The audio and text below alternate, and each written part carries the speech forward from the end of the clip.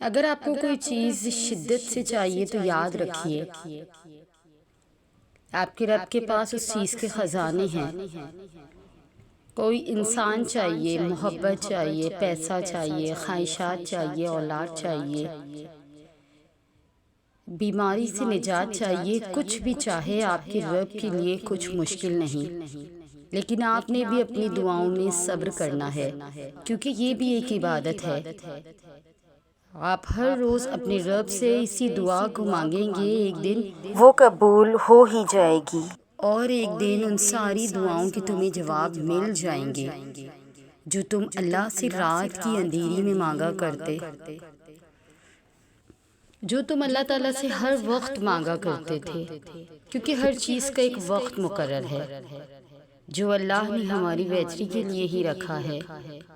دعاؤں کی دیری سے اس وقت کبھی کبھار ہم اللہ سے مانگنا چھوڑ دیتے ہیں، کیونکہ وہ دینے میں دیری کر رہا ہوتا ہے، اور آپ اتنی بے چین ہو جاتے ہیں کہ اللہ کے اوقات کے بارے میں، کہ اللہ کے اس وقت کے بارے میں سب کچھ بھول جاتے ہیں جو وقت اللہ نے خود تمہارے لیے مقرر کیا ہے، اور یہ بھی بھول جاتے ہیں جس نے یہ برا وقت مقرر کیا ہے وہ اچھا وقت بھی لا سکتا ہے۔ ہمارے لیے ابھی کچھ اچھا نہیں ہے، لیکن کچھ دن یا سالوں کے بعد ہمارے لیے سب بہتر ہو جائے گا۔ اللہ نے برا اور اچھا وقت ہمارے لیے کہیں نہ کہیں بہتر لکھا ہے، اور اللہ بہتر جانتا ہے، کیونکہ وہ ہم سے 70 ماؤں سے بھی زیادہ پیار کرتا ہے، تو وہ اپنے پیارے مخلوق جس نے خود ہمیں بنایا ہے اسے تکلیف میں کیسے دیکھ سکتا ہے؟ بس اس پر بھروسہ کرو اور صبر کرتے رہو۔ اللہ کبھی بھی اپنے در سے کسی کو بھی مایوس یا خالی ہاتھ نہیں جانے دیتا، اور ہو سکتا ہے بس وہ وقت قریب ہی ہو اور وہ ناممکن ہونے والی چیزوں کو بھی ممکن میں بدل دے گا۔ اس کے لیے تو بس ایک کن کی بات ہے، کیونکہ جب اللہ اپنے بندوں کی مدد کرنے پہ آتا ہے تو بے شمار اور بے لوث عطا کر دیتا ہے۔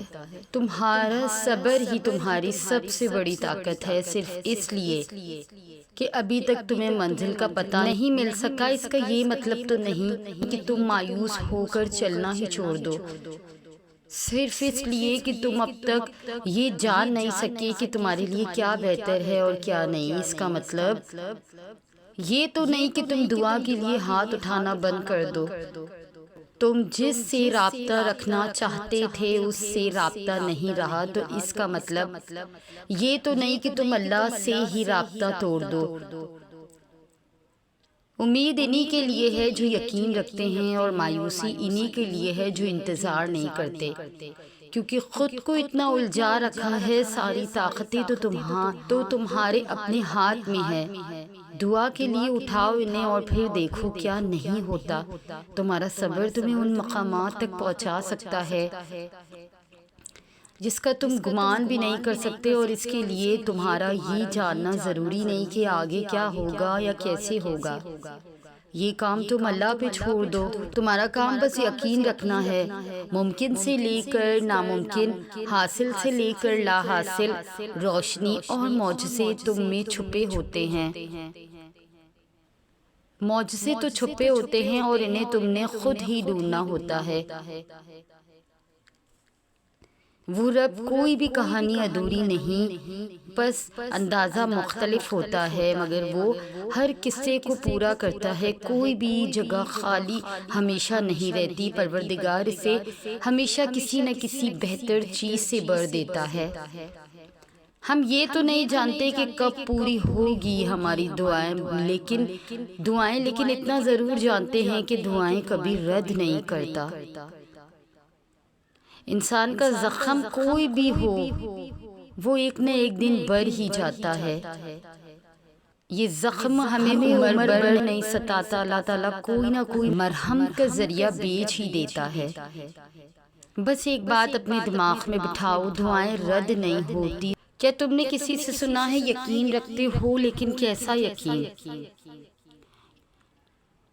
کہ جو چاہتا تھا وہ اسی وقت نہ ملا تو مانگنا ہی چھوڑ دیا، یا پھر ایسا یقین کہ یہ کہہ دیا کہ دعاؤں سے کچھ حاصل نہیں ہوتا۔ کیا تم نے کسی سے سنا ہے یقین رکھتے ہو، لیکن کیسا یقین؟ کہ جو چاہتا تھا وہ اسی وقت نہ ملا تو مانگنا ہی چھوڑ دیا، یا پھر ایسا یقین کہ یہ کہہ دیا کہ دعاؤں سے کچھ حاصل نہیں ہوتا۔ یقین یہ تھوڑی ہے کہ جب مانگا ہے تب ہی ملے گا، یقین تو یہ ہے کہ دعاؤں کا سلسلہ یہ سوچ کر جاری رکھا جائے کہ جب اللہ چاہے گا تب ملے گا، پھر دیکھنا سب ملے گا اور ضرور ملے گا۔ عرش سے فرش تک مقبولیت کیسے ملتی ہے؟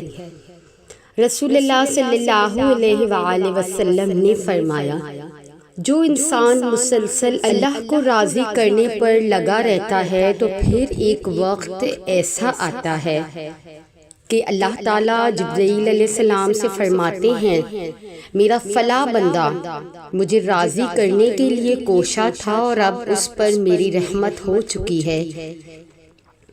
یہ سن کر جبرائیل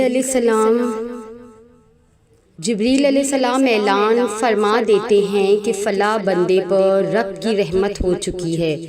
پھر یہی جملہ عرش اٹھانے والے فرشتے، ان کے ارد گرد والے فرشتے اور یہاں تک کہ ساتوں آسمان کے سارے فرشتے دوڑانے لگتے ہیں، اور پھر یہی بیانیہ زمین میں اتار دیا جاتا ہے۔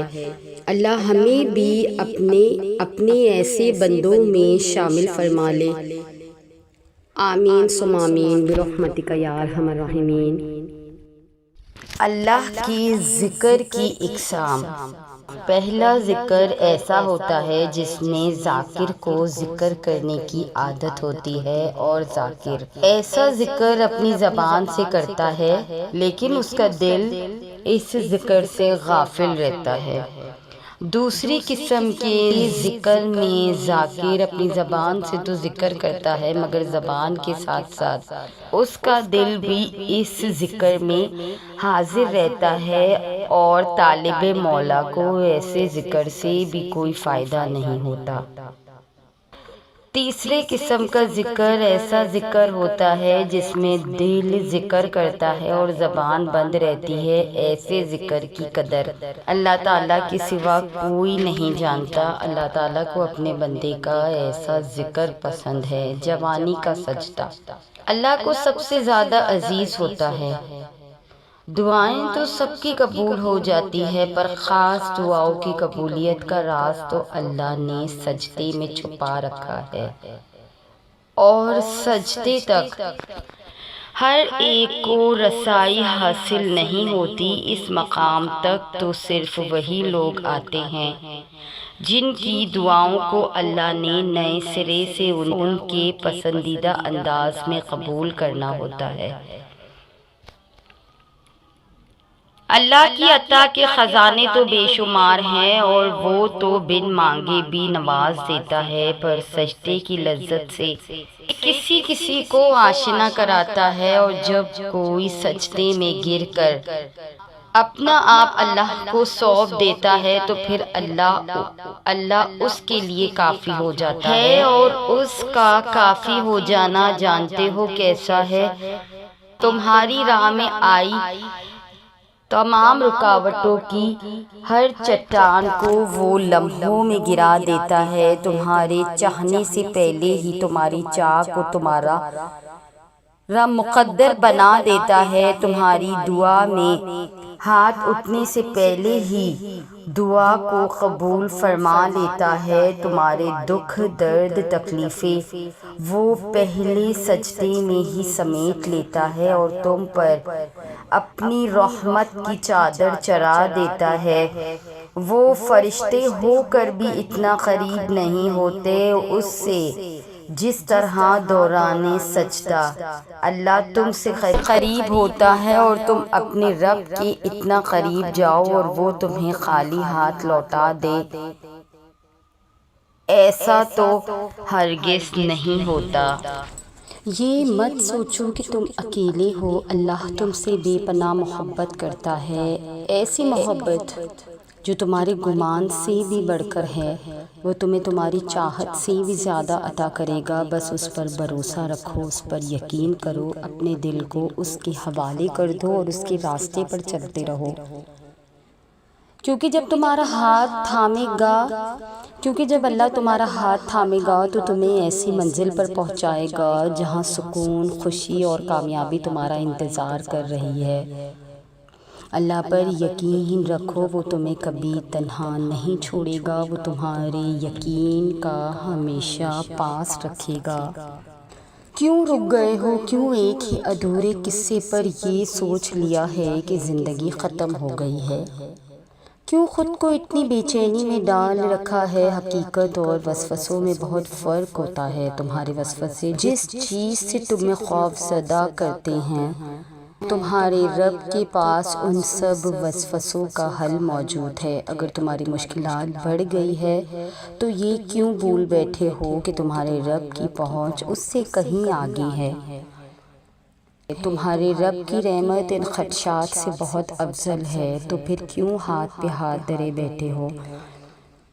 زندگی اسی کا تو نام ہے کہ گرنا اور پھر گر کر سنبھلنا۔ ابھی تو ان گنت دفعہ تمہیں گرنا ہے اور پھر سے سنبھلنا ہے، پھر سے اٹھ کھڑے ہونا ہے۔ تو پھر چھوڑو اس ضد کو، جو چلا گیا اس کے حق میں سلامتی کی دعا کرو، اور جو پاس ہے اس کے لیے پردہ داری کی دعا ہے کہ ہر انسان پر پردہ پڑا رہے، اور یہ جو دو چار رشتے باقی ہیں وہ قائم رہے۔ اور یاد رکھو، اللہ کے سوا نہ کبھی کوئی تمہارا بنا ہے اور نہ بن سکتا ہے۔ تمہیں دوسروں کے لیے نہیں، اپنے لیے آگے بڑھنا ہے۔ اتنا چلنا ہے، اتنا چلنا ہے کہ ساری پرانی یادیں، خلشیں اور تلخ لوگوں پیچھے رہ جائے اور تم ان سب سے باہر نکل آؤ۔ کائنات کی نظر میں تم کبھی سرخرو نہیں ہو سکتے، اور نہ تمہیں دنیا کے لیے خود کو وقف کرنے کی ضرورت ہے۔ تمہیں اللہ کی نگاہ میں سرخرو ہونا ہے تو پھر خود پر بھی رحم کرو، اور اپنے ارد گرد سانسیں لینے والے انسانوں پر بھی۔ کب کون کیسے اس جہاں فانی سے رخصت ہو جائے کچھ اندازہ نہیں۔ تو پھر یہ جو چند لمحے ہیں انہیں جی لو، جی بھر کر، اور دوسروں کے لیے بھی یہ سانسیں مشکل نہ بناؤ۔ اپنے رب سے خاموشی سے تعلق بناؤ کہ زندگی میں ایک لمحہ ایسا بھی آتا ہے جب انسان خاموش ہو جاتا ہے۔